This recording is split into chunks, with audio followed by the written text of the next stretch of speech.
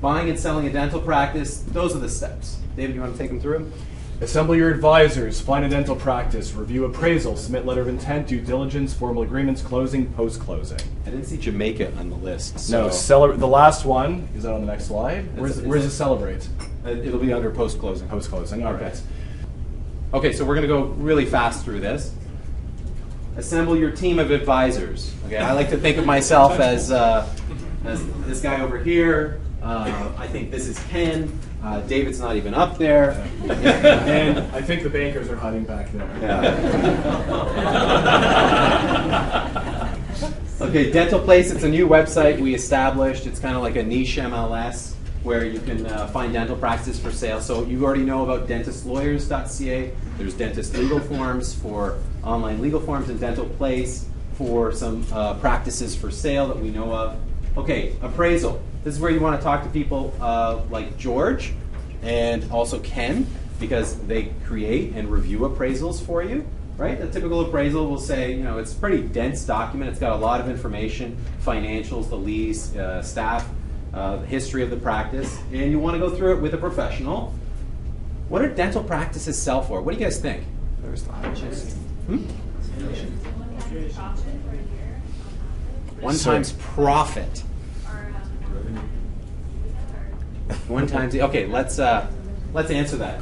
So what we did is we took a look at 100 dental practices that we've been involved in that have sold over the past 5 years throughout Ontario. Okay, and we did 2 graphs. This is the first one, and this one compares the sale price, which is the red, versus the gross revenue. So I think you meant to say gross revenues, because there's this big conception out there. Although I'm not a big fan of looking at this type of model, because I think it's inherently flawed, it's still good to take a look. So what you see is the red line is what they sell for, the white line are revenues. So why is it that you have some aberrations? Why is this one earning so much but just selling for a lot less, right? And vice versa, this one's sold for more than it earned. Well, what makes dental practices sell for more or less when you look at revenues? What do you guys think? Overheads are different. Overheads are different, yeah? Location. Location, yeah? Bidding. More people purchase, so the bidding goes up. There's a bidding war for sure, yeah?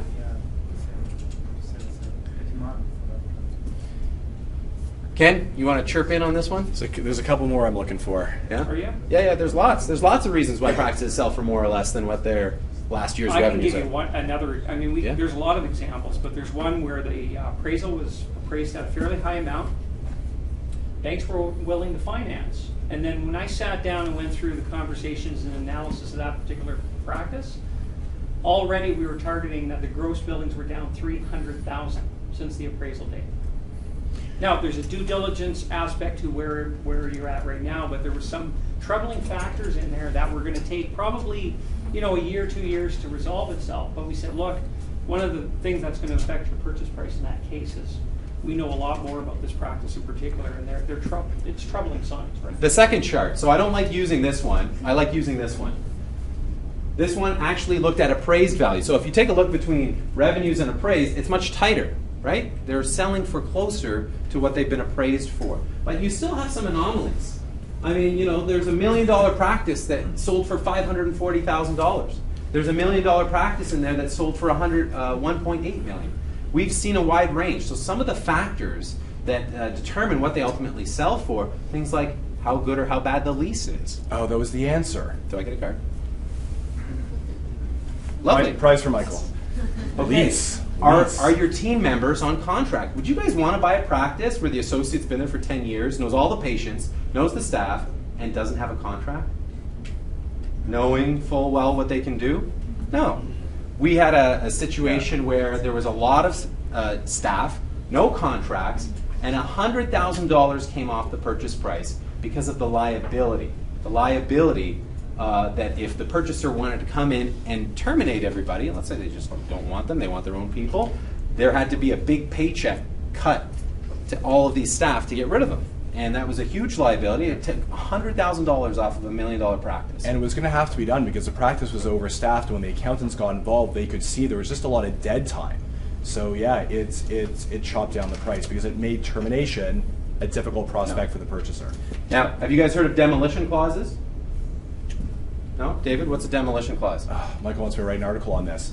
So essentially a demolition clause is a term that shows up in a lot, not all if you're lucky, but in a lot of leases that essentially says, if we're going to demolish the building, so say for example, tear down the building and put up condos instead, put up a Starbucks, put something up, we can terminate your lease, usually on very little notice, month, 2 months, and you have to leave. Lease is over, but you got to get all your chairs, all your x-rays, all your equipment, all your patients, and move them somewhere else. Is that good or bad for business? Oh, there are too many people answered. You all win. That is very bad. Now here's where things get tricky. Is a demolition clause simply for if they want to tear down the building? No. I'll figure out who that was. The reason why it's no is you're drafting the contract, or the landlord's lawyer is drafting. We've seen examples where they say, if you want to sell your practice to someone else, that's an act of demolition, and we can just throw you out right there. And if you don't have a place for your practice, are you selling your practice? No. Another act of demolition, if you try to negotiate or renegotiate the lease, act of demolition. If they don't want a dentist there anymore and they want to bring in, hypothetically, a pain management clinic, that's an act of demolition. So be very careful. George, how much have you seen come off a purchase price because of this one clause in the lease, the demolition clause? 25% is the highest, 10%, 15% pretty. Yeah. And that's potentially your retirement. Practices unable to be sold. That's Yep. absolutely. We just heard about another one last week. We've seen that $1 million practice that sold for $540, demolition clause. Yeah. We've seen practices in Mississauga sell for $300,000 less than appraised value because of a demo clause. Yep. Lawyers get involved in things. Lawyers have made life complicated, which is why we, Michael and I, and Luis at our office, try to simplify everything for our clients. At the end of the day, the more lawyers get involved, the more paperwork there is, and the more things they try to envision, and leases have gone from 6-7 pages, which used to be the template. Now we're seeing for certain big developments, leases are running 80 pages, and demolition clauses are only a small portion. There's a lot of things in there to hurt you. But where they show up, if someone used a lawyer, 1980s, 90s, 2000, whenever, they're in there. Not using a lawyer, probably didn't think to put it in because it's an unsophisticated drafting exercise. Yeah. So we're going to go beyond this slide, but I'm going to Yeah. leave you with a few thoughts. Practices that are well run, have good hygiene production. Sometimes you see dentist teams, either strong partners, business partnerships or spouses, teams on contracts, good lease, those sell for more. Having TMC Law as their lawyers. Practices that tend to sell for less, they're financially distressed. The dentist is doing their own hygiene. Yeah. Teams are not on contract. They have a lousy lease. They have to sell because they're being forced to sell. Divorce, death, relocation. So those are some of the additional reasons why practices sell for more or less than appraised. Letter of intent. We've got 2 samples here. You guys have heard Ken talk about them. And we're going to show you what a sample letter of intent looks like. 4 or 5 pages long, contains all the clauses. You don't want to just put together something on a napkin that says, $1 million, signature, signature. That doesn't help anybody, right? It's not going to help the banks, it's not going to help the lawyers or the accountants. It needs timelines, it needs conditions, it needs a whole bunch of stuff. So take a look. You can actually create that letter of intent, which I did, on our website, dentistlegalforms.com. Due diligence. Ken, you talked a lot about this. What kind of due diligence, Ken, should a purchaser do before buying a practice? Well, I've already covered some of that in the sense of, okay, find several opportunities first, but then get all the financial, historical information. And start reviewing that with your advisor team. Perfect. David, anything to add? Can I share the x-ray story? Yeah. All right, good due diligence. Go in and do an equipment inspection. We had a file a few years back where a client was purchasing a practice, sent in an equipment inspector. The equipment inspector looked around, said everything was okay, looked for the HARP reports as well at the same time, looked at the x-ray equipment, noted down serial numbers. Transaction closes, our client walks in as the purchaser, and wouldn't you know it, wrong x-ray equipment. The x-ray equipment was grabbed middle of the night, whenever, taken to another practice owned by this dentist, and the broken down older equipment was substituted in its place. So just in terms of, you need to know the crazy examples to sort of understand the rule. That is probably one of the crazier examples we've seen. Yeah. And also computers being taken out with all the tracking software. Yeah, financial due diligence, legal due diligence. We did one transaction where while we were doing our due diligence, we discovered that the seller is actually bankrupt. Oh, that was terrible. And if you're bankrupt, you actually don't technically own your assets. right? Those are they transferred over to the trustee in bankruptcy, and then we had to start dealing with the trustee in bankruptcy. Delayed a closing for 3 to 6 months. Banks were involved, courts were involved, and again took value off the sale price because there was a lot of risk sitting there at the table for the purchaser. Check the employment contracts. See if they're favorable to you as a purchaser. Are you going to assume the employees and their contracts or present new contracts? That's due diligence. Yeah. Employee agreements, we talked a lot about that. I didn't mean to steal your clients. You forgot to mark your territory. That's what it says. The landlord. We all know this guy, or you guys will come to know the landlord unless you buy your own place. And guess where you can buy a really inexpensive piece of property? That's right. Up north. Yeah. It depends. Okay, bad leases. So you've heard about demolition clauses. There's lots of other things that go into a bad lease. How many of you guys know what financial statements are? Everyone should be, yeah. How many of you guys know what audited financial statements are? Okay, what's an audited financial statement? Blue shirt, black blazer. Yeah. Well, like a financial statement, such as like your balance sheet, everything that's already been run through, I guess, the CRA or some sort of. CRA or auditors? Do you guys have auditors at Those NTT? are your initials, are they? Yeah. Yeah, we have a group in our firm. Yeah. They're not working with dental clients because we find that dentists do not require audited. Right. financial Most statements. people don't require. How much does an audit cost? Do you have any idea, Ken? Too much. It depends. Could it cost 20 to 30 grand? Yes, Yes. That's pretty reasonable for an audit. for a small audit. For a small audit and a dental practice, they got a lot of transactions. We saw in a lease, the landlord has the right annually to your audited financial statements. Audited, not Audited. unaudited. Audited. And guess what? If you don't provide them, that is an act of demolition entitling them to terminate the lease. Yep. I mean, who signs these things without proper advice? Wait, Crazy. Michael was just working knee deep in a file where, in order to agree for the landlord to agree to assign the lease to a purchaser, and usually dentists are the best tenants ever, they wanted 5%. the 5% of the purchase price. That was the one before. We got one now for $5,000, but 5% of the purchase price, and this was a $1.8 million practice.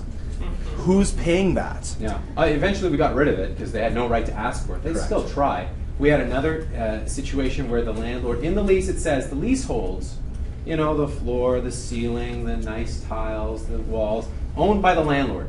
Even if you spend tens of thousands of hundreds of thousands of dollars fixing, installing, doing whatever you want, landlord owns them. So when it comes to, again, buy a practice and the lease has to be transferred to the purchaser, those greedy landlords have their hands out saying, hey, whoa. You want me to transfer this? I need compensation for those leaseholds that I own that you're trying to transfer. I need $100,000. And we saw one situation, we weren't involved in it, where the sellers had to pay the landlord $100,000 because of a bad lease. Okay? So landlords sometimes put things in, giving them the right to relocate you. How would you like that? Right? So you just got to be careful. Demolition clause, relocation clause.